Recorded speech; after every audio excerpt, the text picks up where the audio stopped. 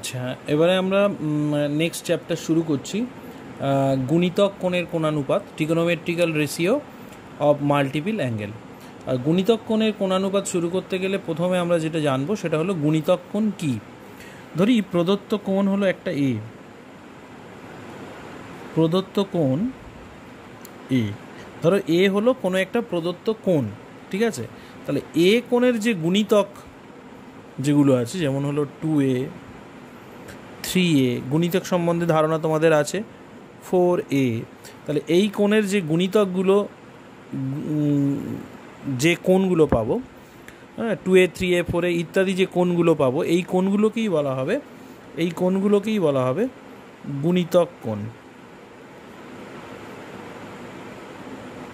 যাকে ইংলিশে বলা হবে মাল্টিপল অ্যাঙ্গেল।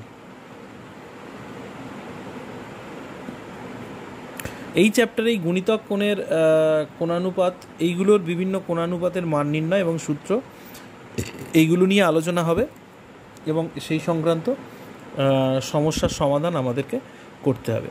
তার আগে এবারে যেগুলো খুব প্রয়োজনীয় জিনিস সেটা হলো সূত্রগুলো আমি আজকে একটু আলোচনা করে দিচ্ছি।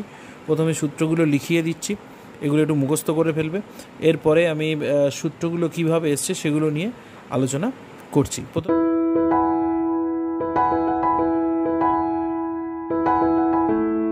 প্রথমে সূত্রগুলো লিখে নেওয়া যাক। দেখো সূত্রগুলো কি রয়েছে। সাইন 2 থিটা, সাইন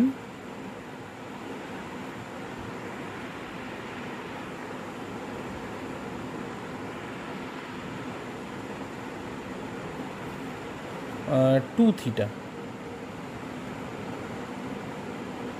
তাহলে সাইন 2 থিটার ফর্মুলা কি?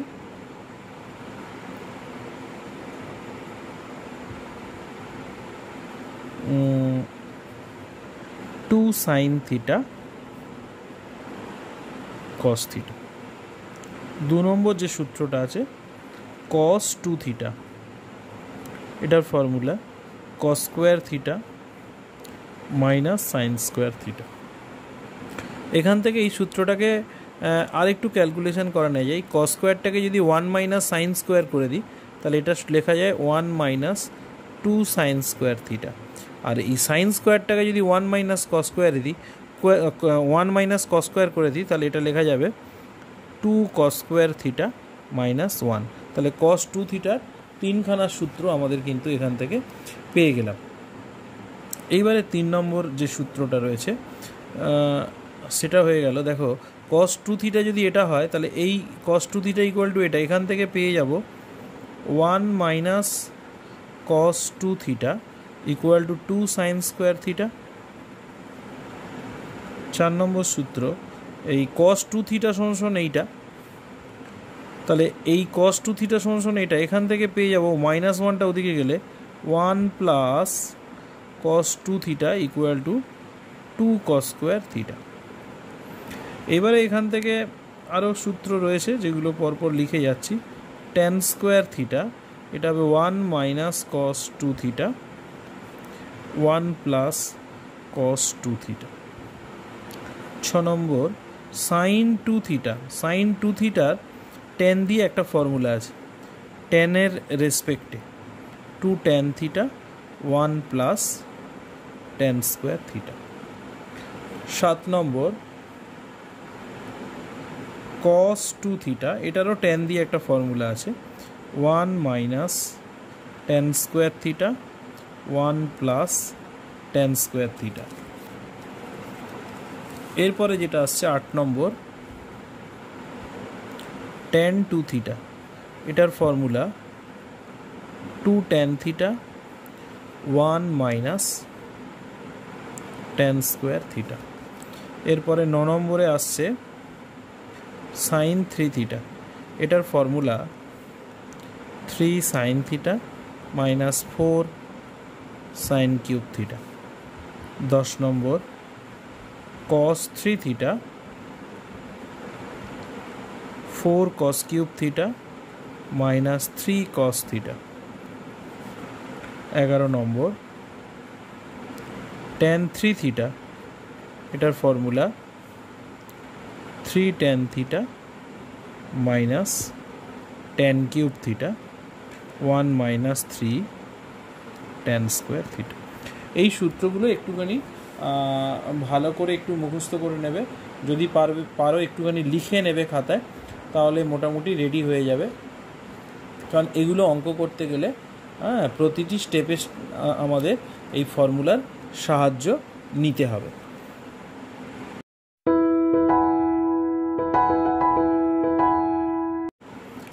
এবারে আমি কিভাবে এই সূত্রগুলো এসছে সেগুলো নিয়ে একটু আলোচনা করি। প্রথমে যে সূত্রটা ছিল দেখো sin 2 থিটা। আচ্ছা, sin 2 থিটা কীভাবে এসেছে না, sin 2 থিটাকে আমি এভাবে লিখতে পারি থিটা প্লাস থিটা। তাহলে সাইন এটা এ এটা বি, সাইন এ প্লাস বির ফর্মুলা কি? সাইন এ কস বি কস এ সাইন বি। তাহলে এই দুটো যোগ করলে হচ্ছে 2 সাইন থিটা কস থিটা।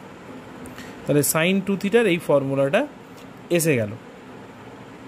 এইবারে একইভাবে দেখো কস 2 থিটা। কস 2 থিটার ফর্মুলা কি? এটাকে লেখা যায় থিটা প্লাস থিটা। তাহলে কস এ প্লাস বি ফর্মুলা কি? কস এ কস বি মাইনাস সাইন এ সাইন বি। তাহলে এই দুটো গুণ করলে হয়ে যাবে কস স্কোয়ার থিটা, এই দুটো গুণ করলে হয়ে যাবে সাইন স্কোয়ার থিটা। তাহলে এইভাবে কস 2 থিটার ফর্মুলাটা এসছে। এবার এই ফর্মুলা থেকে আরও দুটো ফর্মুলা বের করা যায়। কস স্কোয়ারটাকে যদি 1 মাইনাস সাইন স্কোয়ার থিটা করে দিই, তাহলে এটা চলে আসছে 1 মাইনাস 2 সাইন স্কোয়ার থিটা। তাহলে এটা একটা ফর্মুলা। আবার এখান থেকে যদি আবার এটাও করা যায়, ধরো এখানে আছে কস square theta minus sine square theta. আমি যদি কস স্কোয়ারটাকে ঠিক রেখে সাইন স্কোয়ারটাকে 1 মাইনাস কস স্কোয়ার করে দিই, তাহলে এটা ক্যালকুলেশন করলে আসছে 2 কস স্কোয়ার থিটা মাইনাস 1। এটা আর একটা ফর্মুলা।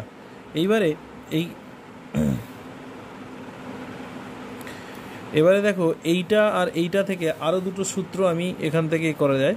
সেটা হলো 1 মাইনাস কস 2 থিটা, এটা ওদিকে নিয়ে গেলে এটা এদিকে নিয়ে এলে সমান সমান পেয়ে গেলাম 2 সাইন স্কোয়ার থিটা।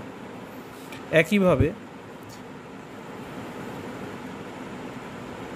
মাইনাস 1টা এদিকে নিয়ে গেলে 1 plus cos 2 theta equal to 2 cos square theta. ঠিক আছে, তাহলে এই দুটো সূত্র কিন্তু আমাদের লেখা আছে, এই সূত্রগুলো এসছে এইভাবে। এইবারে যেটা আসছে সেটা হলো tan square theta. Tan square theta মানে কি লেখা যায়? Sine square theta by cos square theta. এবারে ওপরে যদি 2 দিয়ে গুণ করি, এটা হয়ে যাবে 2 সাইন স্কোয়ার থিটা 2 কস স্কোয়ার থিটা। এবার লক্ষ্য করো 2 সাইন স্কোয়ার থিটা মানে কত দেওয়া আছে? 1 মাইনাস কস 2 থিটা, আর 2 কস স্কোয়ার মানে দেওয়া আছে 1 প্লাস কস 2 থিটা। তাহলে ট্যান স্কোয়ার থিটার ফর্মুলা এটা চলে এলো। ঠিক আছে, আচ্ছা নেক্সট চলে যাবে ট্যান 2 এর ফর্মুলা, ট্যান 2 থিটা। আচ্ছা ট্যান 2 থিটা যদি হয় তাহলে এটাকে লেখা যায় ট্যান থিটা প্লাস থিটা। তাহলে এটার ফর্মুলা কি? ট্যান এ প্লাস বির ফর্মুলা। তাহলে tan A plus tan B 1 minus tan A tan B. তাহলে এটা ক্যালকুলেশন করলে ওপরে হচ্ছে 2 ট্যান থিটা, নিচে হচ্ছে 1 মাইনাস ট্যান স্কোয়ার থিটা। এইভাবে এলো।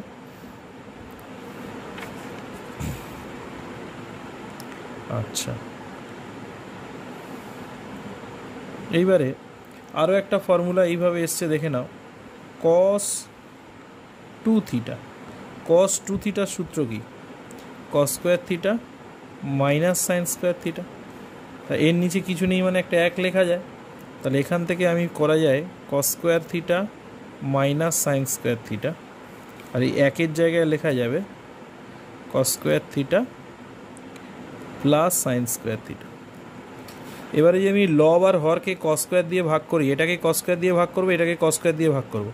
এটাকে কস স্কোয়ার থিটা দিয়ে যদি ভাগ করি, এটা হয়ে যাবে 1 মাইনাস, এটাকে কস স্কোয়ার দিয়ে ভাগ করলে হবে ট্যান স্কোয়ার থিটা। এটাকে যদি আমি কস স্কোয়ার দিয়ে ভাগ করি 1 প্লাস ট্যান স্কোয়ার থিটা। তার মানে এখান থেকে কস 2 থিটার আর একটা ফর্মুলা পেয়ে গেলাম 1 minus tan square theta by 1 plus tan square theta. আচ্ছা,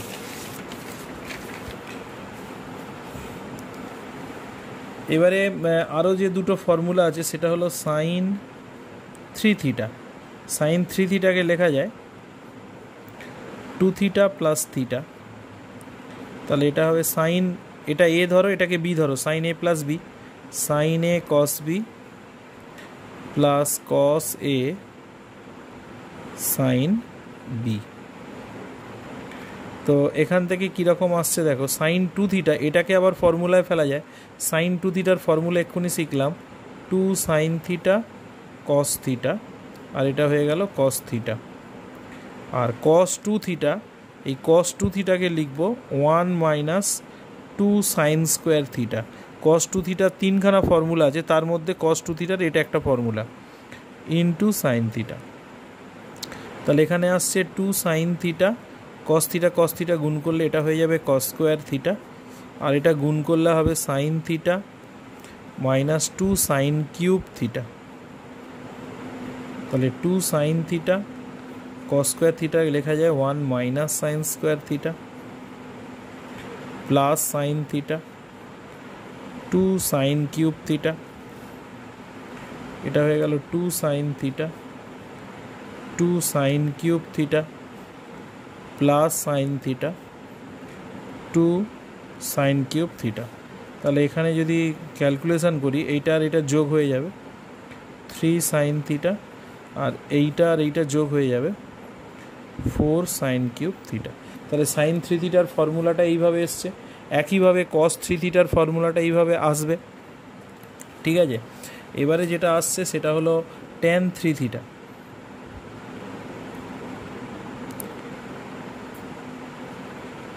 ট্যান 3 থিটার ফর্মুলা কী করে এসছে না, ট্যান 2 থিটা প্লাস থিটা, এটা হবে ট্যান 2 থিটা প্লাস, এটাকে এ এটাকে বি ধরো, ট্যান এ প্লাস বির formula 1 minus tan A tan B. তাহলে ট্যান 2 থিটার আবার ফর্মুলা একটু আগে আমরা শিখেছি, ট্যান 2 থিটার ফর্মুলা সেটা ছিল 2 tan theta by 1 minus tan square theta plus tan theta 1 minus এই ট্যান 2 থিটার formula 2 tan theta 1 minus tan square theta into tan theta.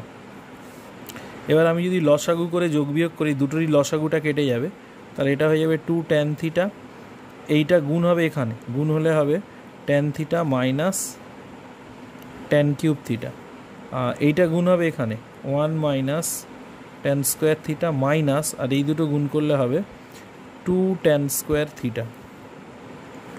তাহলে এখানে 3 ট্যান থিটা হয়ে যাচ্ছে মাইনাস ট্যান কিউব থিটা হয়ে যাচ্ছে 1 মাইনাস 2 আর একে 3 ট্যান স্কোয়ার থিটা হয়ে যাচ্ছে। এই হলো ট্যান 3 থিটার ফর্মুলা। এইভাবে ফর্মুলাগুলো এসেছে, এগুলো একটু আলোচনা করে দিলাম, তবে আলোচনা করলেও তোমাদেরকে সূত্র কিন্তু ভালোভাবে মুখস্থ করতে হবে এবং লিখে লিখে মুখস্থ করতে হবে, নইলে কিন্তু অঙ্ক করতে সমস্যা হবে।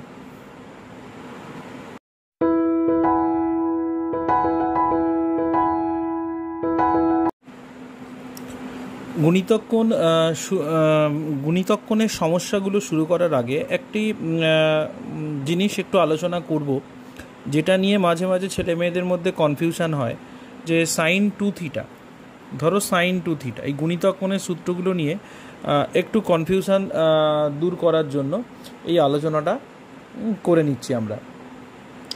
ব্যাপারটা এইরকম, ধরো সাইন 2 থিটা, এটার ফর্মুলা আমরা কি শিখলাম, 2 সাইন থিটা কস থিটা।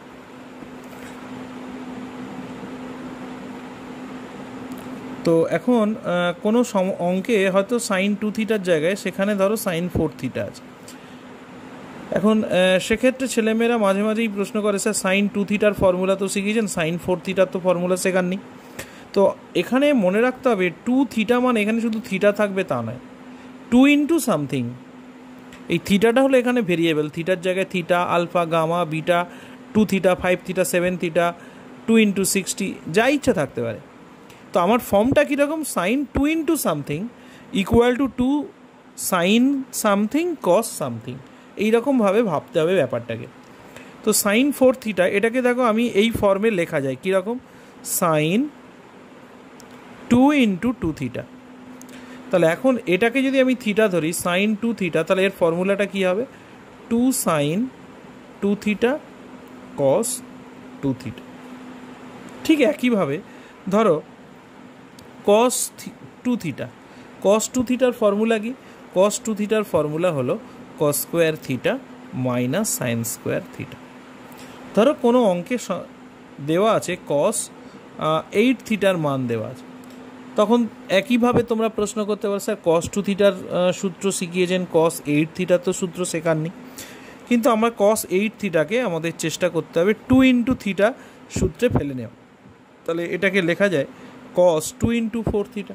তাহলে এটাকে যদি এখন থিটা ধরি তাহলে কস 2 থিটার ফর্মুলা কী হয়ে যাবে, cos square 4 theta minus sine square 4 theta. তো এইভাবে আমাকে সূত্রগুলোকে মডিফাই করতে হবে এবং আমাদের যে মেন সূত্র সেই সূত্রটাকে বিভিন্ন সমস্যায় ঠিক মতো অ্যাপ্লাই করতে হবে। তো আমি এই 2-3টে সূত্রে দেখালাম, এরকম কিন্তু প্রত্যেকটা সূত্রের ক্ষেত্রেই আমাদেরকে এই অ্যাপ্লাইটা করতে হবে।